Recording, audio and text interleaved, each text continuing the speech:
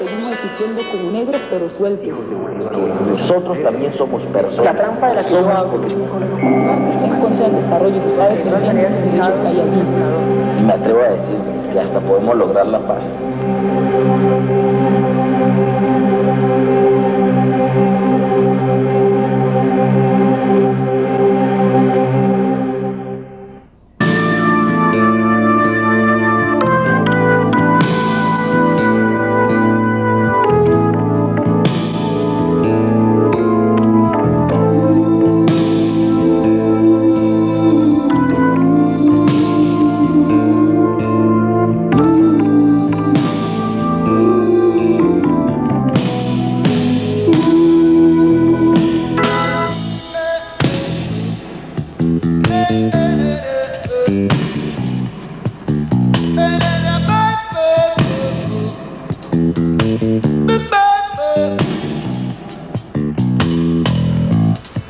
Que alguien me diga si ha visto a mi esposo, preguntaba la doña. Se llama Ernesto X, tiene 40 años. Trabaja en celador en un negocio de carros. Llevaba camisa oscura y pantalón claro. Salió anteanoche y no ha regresado. Y no sé ya qué pensar, pues esto antes no me había pasado.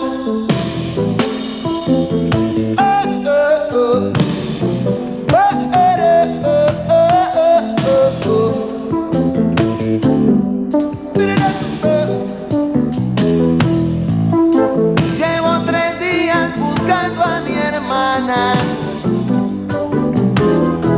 Se llama Altagracia, igual que la abuela. Salió del trabajo a la escuela. Tenía puestos unos jeans y una camisa blanca. No ha sido el novio, el tipo está en su casa. No saben de ella en la PSN y en el hospital.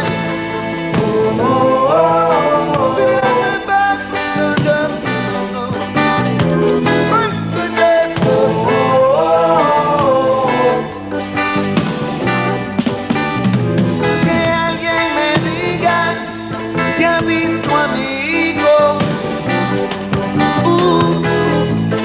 Es estudiante de premedicina. Se llama Agustín y es un buen muchacho.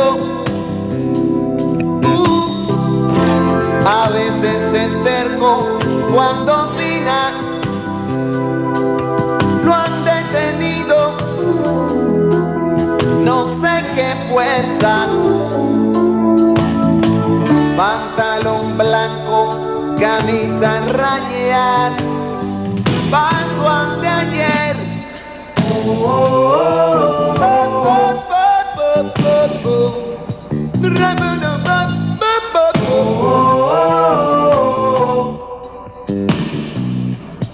Clara, Clara, Clara, Clara Quiñones se llama mi madre. Ella es un alma de Dios, no se mete con nadie. Y se la han llevado de testigo por un asunto que es nada más conmigo. Y fui a entregarme hoy por la tarde. Y ahora di que no saben quién se la llevó del cuartel.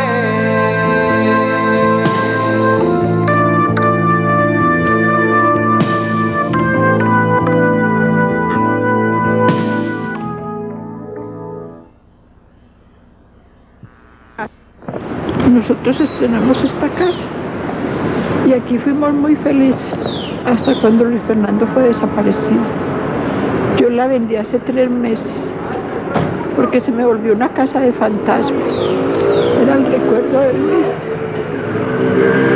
el recuerdo de mi padre que también murió aquí. Y por último mi hermana que vino, me la traje de Bogotá, que tenía un cáncer. Estuvo 14 meses aquí y ella murió el 15 de diciembre. Yo resolví vender la casa porque fuera de eso, de todos los perjuicios que me ha traído la desaparición de Luis Fernando, también está la parte económica.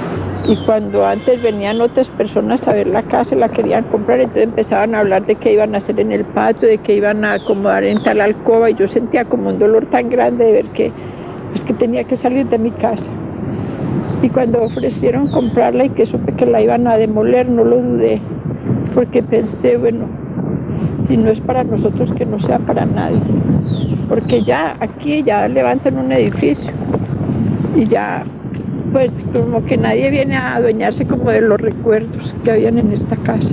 Pero yo lo que me queda de resto de vida, mis energías, las he destinado a trabajar por esto, en contra de la desaparición forzada de personas. ¿A dónde van los desaparecidos?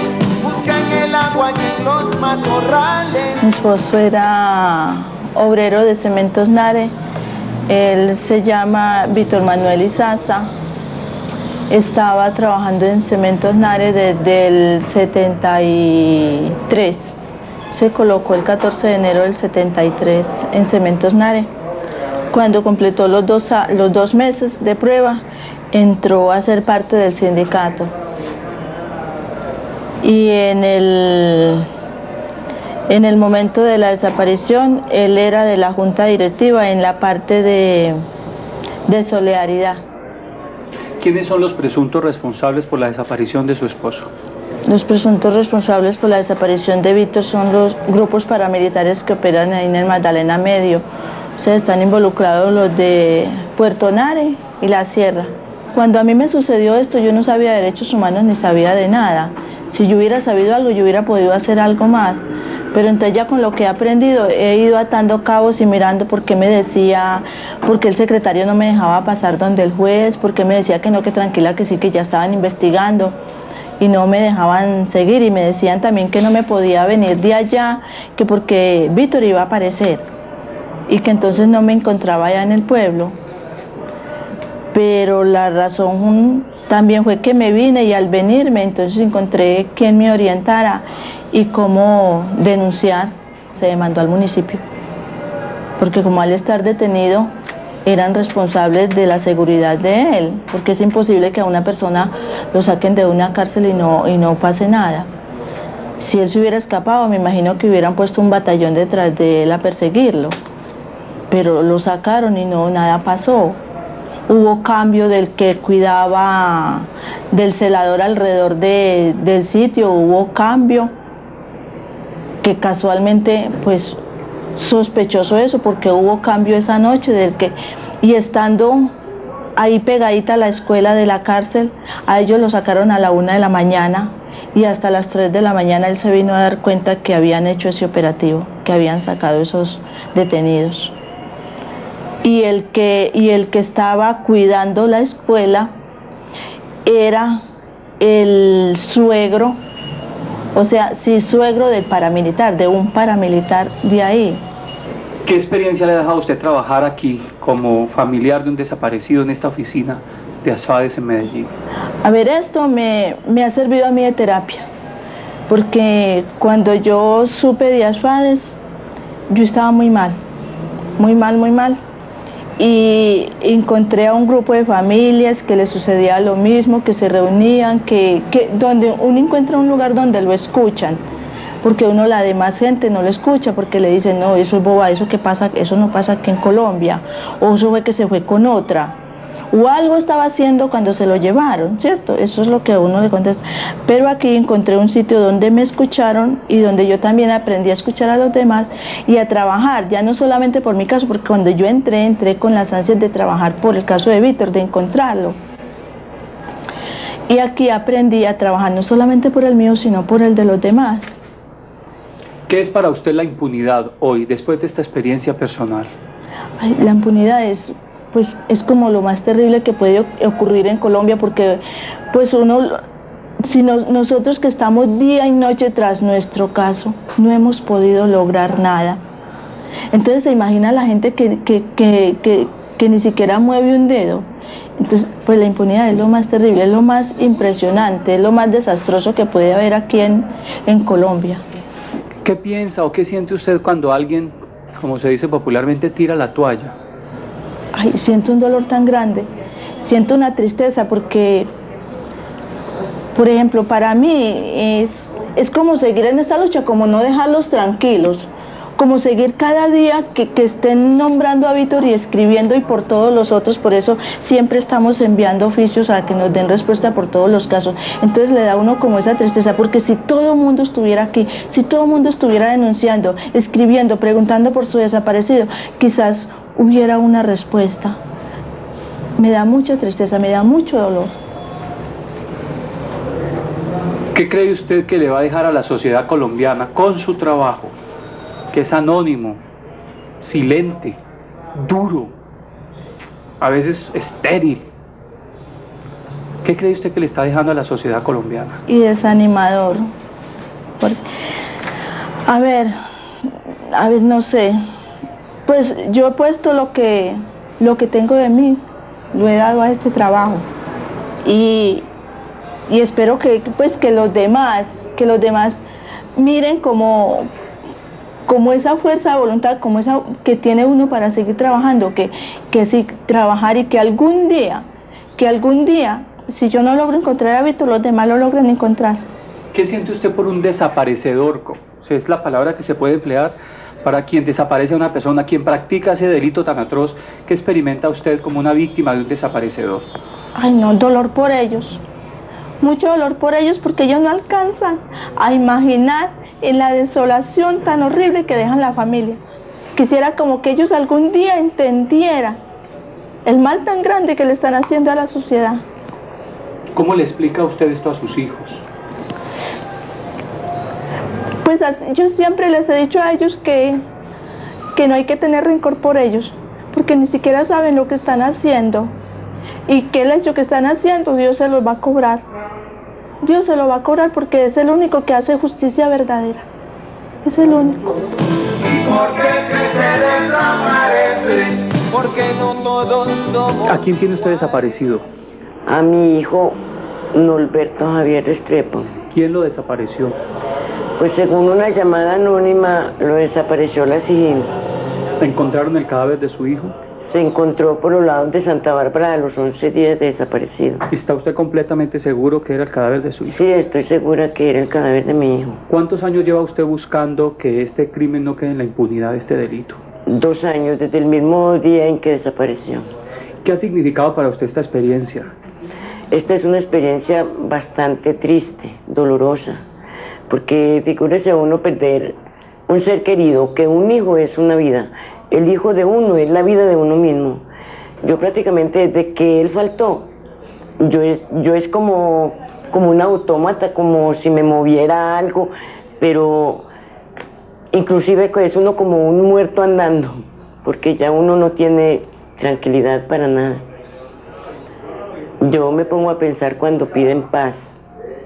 Sí, muy bueno que la paz existiera, pero desde que uno no lleve dentro de uno la paz, muy difícil que la paz se consiga. Yo no creo, por el dolor que llevo dentro de mí, porque yo no tengo paz. Ellos creen de que uno pone la denuncia no es porque siente el dolor del hijo, sino porque quiere dinero, porque así lo han dicho, que el interés es porque queremos es plata. Si fuera que con plata, yo le diría a ellos, al Estado, les diría, si ellos creen que con plata se va a comprar de nuevo el hijo, entonces que lo consigan con plata y que nos lo entreguen. ¿Qué tipo de sentimientos tiene usted hacia las personas que desaparecen, a otros colombianos como a su hijo? Pues el sentimiento es que yo siento en el mismo día en que yo me doy cuenta que desaparecieron a alguien, yo vuelvo y como en mí vuelve y se renueva, otra vez siento el mismo dolor que sentí, porque yo sé de que ese dolor que yo sentía el día que desaparecieron un amigo, lo está sintiendo esa familia, la cual lo acaban de desaparecer también. Ese es mi sentimiento. ¿A dónde van los desaparecidos? Buscan el agua y... Es un drama imposible de describir con palabras. Ustedes me habían dicho que querían filmar como en un lugar como donde desaparecían la gente. Y yo por eso los traje aquí, para que ustedes miren esta desolación. Y esto es nada, es apenas lo material que ustedes pueden grabar en sus cámaras de esta ruina. Pero grabar lo que uno lleva en el alma, eso es imposible. Eso no lo entiende sino el que lo ha vivido. Entonces esto es lo que queda de una familia de un desaparecido, ruinas, desolación, tristeza, un drama que uno nunca lo supera. Es como todo lo que les puedo decir. Como la materialización de la soledad será esta, pero eso va mucho más allá. Hay una parte del alma que no la registran las cámaras.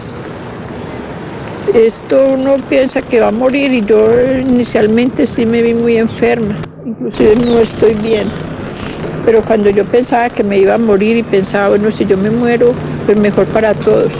Entonces, como les decía ahora, yo tengo un concepto muy refinado de la venganza.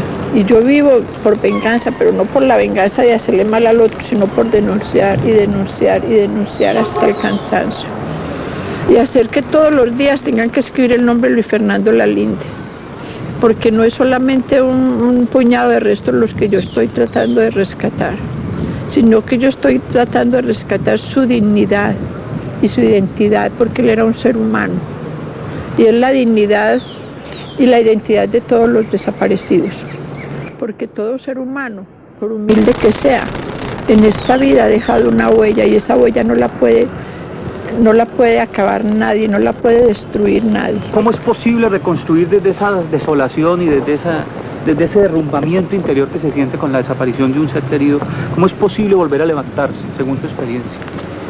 Bueno, lo que pasa es que uno tiene un compromiso. Yo siento que tengo un compromiso, pues que los padres tienen un compromiso con sus hijos y con las generaciones que vienen. Entonces ya eso es un nivel de compromiso, de pensar que vienen otras generaciones y que ellos no pueden vivir esta situación.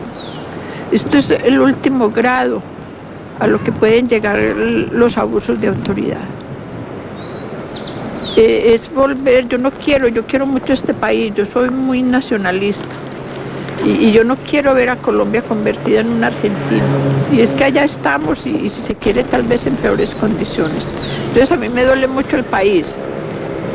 Y me duele mucho lo que ya veo que pasan en otros países, porque uno en esto va aprendiendo como a trascender el caso individual.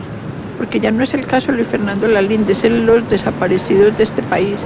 Cuando estuve en Caracas 3 meses, entonces sentí lo que allá vivían también cuando el Caracazo, que los sepultaron en fosas comunes y nunca los han rescatado. Y cuando he viajado a otros lados y cuando estuve, por ejemplo, en la Conferencia Mundial de Viena, que me tocó ver todo el horror de todo el mundo, entonces ya uno ve que va pasando como de su historia local, digamos, de Colombia, y va trascendiendo a otros lugares y va viendo como tanto dolor. Doña Fabiola, usted decía hace un momento que usted cree tener un sentido refinado de la venganza, que ya nos explicó en qué consiste. ¿Cómo es ese sentimiento frente a quienes desaparecieron a su hijo? ¿O es exactamente ese refinamiento de la venganza el que usted expresa con su trabajo? Mira, yo creo que cada uno tiene como maneras de manifestar su dolor o su venganza. Bueno, hay casos concretos en este país. Por ejemplo, está el caso de Fidel Castaño. Lo que yo he leído sobre Fidel Castaño es que él es pues un paramilitar que ha llevado mucho dolor y mucha muerte a muchas familias. ¿Por qué él ha hecho eso? Porque a su padre la guerrilla lo secuestró y entiendo que pagaron un rescate y que lo asesinaron. Y él volcó toda su venganza, como en la ley del talión, ojo por ojo, diente por diente. A mí me desapareció el ejército colombiano un hijo, lo desapareció, lo torturó, lo sepultó en un monte, lo escondieron. Bueno, las historias de cómo fue la detención de Luis Fernando y las torturas a que fue sometido son macabras. Fuera de eso me han hecho sufrir tantos años por no decir la verdad. Entonces yo había podido tomar como digamos el camino de Fidel Castaño y dedicarme a hacer cosas contra la policía y contra el ejército. Pero resulta que yo soy colombiana, que yo soy católica, que yo soy demócrata. Entonces más bien enfoqué todo ese dolor de otra manera positiva, a trabajar como en favor de la justicia, en buscar el camino legal. Y todo el mundo me decía, pero Fabiola, ¿usted para qué se agota? Usted no va a encontrar nada, el gobierno no le va a ayudar, era la época de Belisario, los militares no le van a ayudar, usted antes se va a buscar problemas. Pero si hay una justicia, hay unas leyes, y si nosotros no exigimos que se cumplan, y si nosotros también vamos a caer como en el camino ilegal, entonces ¿qué va a hacer de este país? Además la gente me apoya y yo tengo ese apoyo internacional como son la Comisión de Derechos Humanos de la OEA, como es la ONU, como es Amnistía Internacional, Americano, y porque yo todo lo que lo he hecho ha sido en términos legales, respetando la Constitución, respetándolo todo, y por eso yo he tenido un apoyo, y por eso en 10 años el caso de Luis Fernando no han podido archivar. Yo nunca he sido agresiva ni siquiera con los militares, que inclusive cuando estuve en la Procuraduría Delegada para las Fuerzas Militares, cuando empecé la búsqueda de Luis, estaba el general Nelson Mejía Nao. Él era un hombre, fue muy agresivo la primera entrevista que tuve con él y gritaba desaforadamente en ese despacho y tenía un montón de teléfonos al pie y llamaba a los gritos a todo el mundo. Y me decía que yo por lo menos podía ir ahí a preguntar por mi hijo, pero que a quién le averiguaba a él por los hijos de sus soldados, que se iba a buscar a tiro fijo. Todo en una agresividad terrible, pero yo estaba muy serena y muy tranquila. Y entonces le explicaba pues, no, que mi hijo yo no le había dicho que era que él estaba rezando en la iglesia Jardín, sino que él había ido a rescatar un guerrillero herido y que si en la guerra se podían rescatar los heridos y enterrar los muertos y en Colombia había paz, porque ellos siempre han negado que aquí haya guerra, pues no veía la razón para que el ejército desapareciera a mi hijo. Y le reclamaba de que yo iba allá con una historia ya muy concreta, porque ya sabíamos lo que había pasado con Luis en Verdún, que yo no iba a decirle que por allá habían detenido a un muchacho que se parecía a Luis Fernando Lalinde, sino que era Luis Fernando Lalinde detenido por el ejército. Entonces él me gritaba desaforadamente hasta que llegó un momento que yo creo que lo asustaron sus propios gritos y me vio a mí tan serena que terminó pidiéndome disculpas y mandándome a pedir una aromática. Entonces, pues es para comentarles que yo nunca he sido agresiva con los militares y ellos son la autoridad y yo como autoridad los respeto, pero también he exigido que ellos me respeten y conmigo han cometido muchos abusos. Pero de todas maneras, lo que les decía ahora, yo pienso destinar lo que me resta de fuerzas y de vida a trabajar por esto. Para mí es un compromiso ya no solamente como decir con mis hijos, con los colombianos, con el país, sino con la humanidad, porque es que ya es como la especie humana, la que yo veo que va como en retroceso, porque la sociedad de consumo nos está aniquilando. Y hoy en día es más importante, digamos, pues las cosas materiales que el ser humano. Entonces vemos que en un operativo que el que se está robando un carro o se roba algo, pues lo asesinan para rescatar el objeto. A mí me acongoja ver que hay tanto progreso material y que el hombre, el ser humano ha sido desplazado como por la técnica, por la sociedad de consumo, por las cosas materiales.